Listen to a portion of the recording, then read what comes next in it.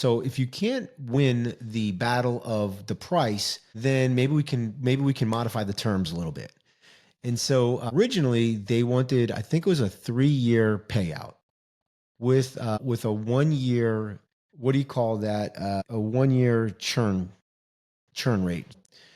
So they said, okay, let's just say, for example, we had 1,000 properties and so they wanted to pay us 60% on the date of signing, and then so you get 60% on the day of signing, and then you get 20 and 20. So I negotiated down from like 3 years to two. So I got that. And then we took, instead of 30% stock, we took 20%, which in hindsight was a great move by taking less stock, and I'll talk about that here in a minute. And then I negotiated a little bit higher payout up front, so I went from 50% to 60%.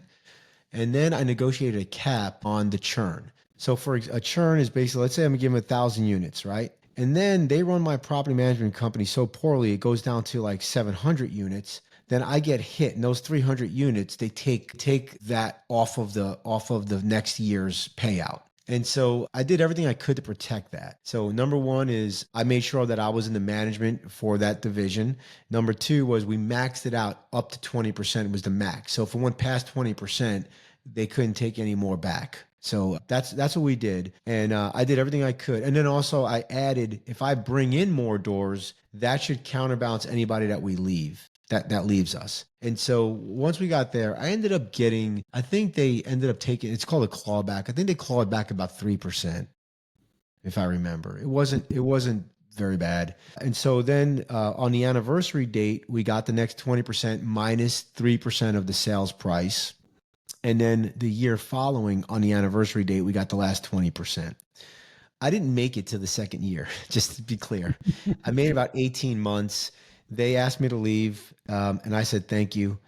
And so on but I was one man. I'll tell you this, John. If I could counsel anybody, I would say, listen. One, when you sell your business, just get all the money up front. Take all the money up front.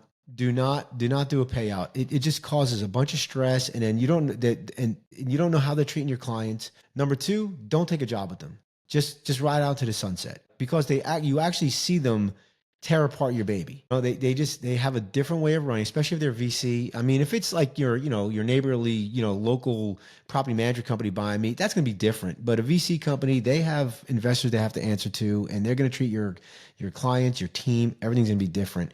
And so I would take the money up front. I wouldn't take any stock, and I would get the heck out of Dodge.